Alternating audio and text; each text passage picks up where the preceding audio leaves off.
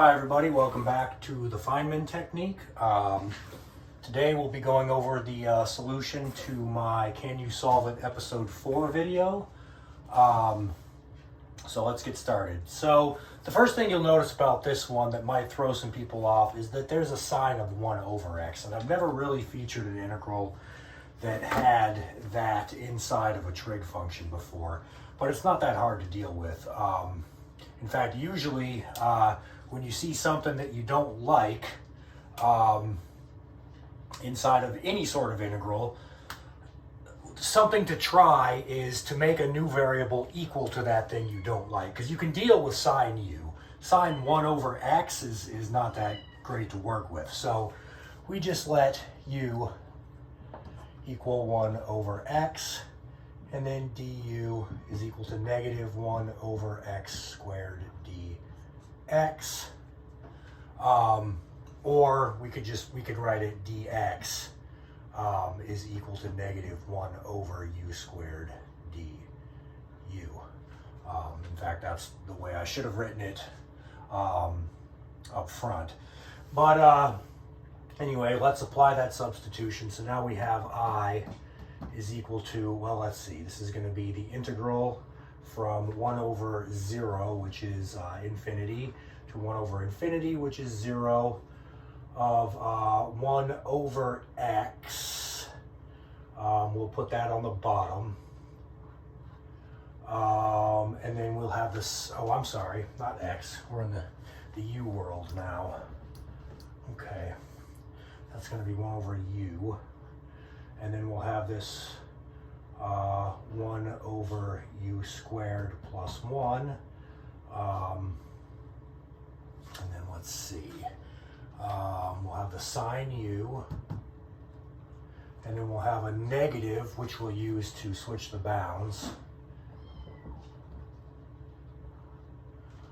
1 over u squared, which we'll put directly inside this expression here inside the parentheses, turning it back to a u squared plus 1.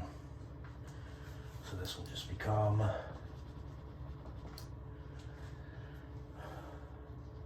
u squared plus 1 du. All right.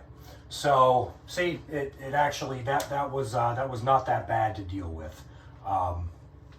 Making that substitution just turns it into this. And now, if you've been following this channel, you know exactly what to do. We'll create a function of t equal to the integral from 0 to infinity of sine of tu over u squared plus 1 du, so that way when we take the derivative with respect to t of our function of t, we will recover a u, which will cancel that u, and we'll be left with the integral from 0 to infinity of cosine tu over u squared plus 1, which we already know a good expression for, but I'm going to write it down anyway. F prime of t is equal to the integral from 0 to infinity of cosine tu over u squared plus 1 du, and we know that this is going to be equal to pi over 2 times e to the negative t.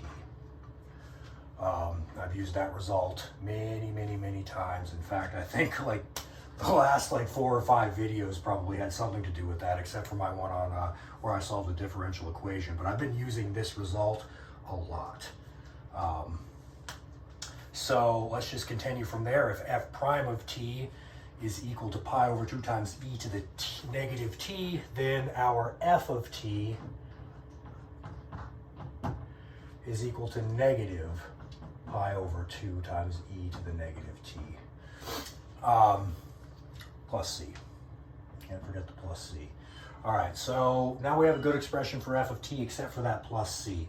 So we'll get rid of that by,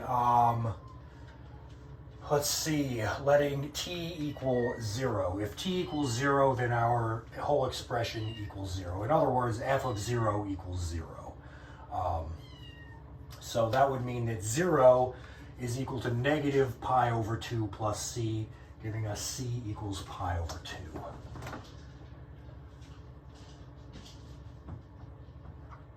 And then from here, all we need to do is, since this is our I and this is our f of t, if we let t equal 1, we recover I.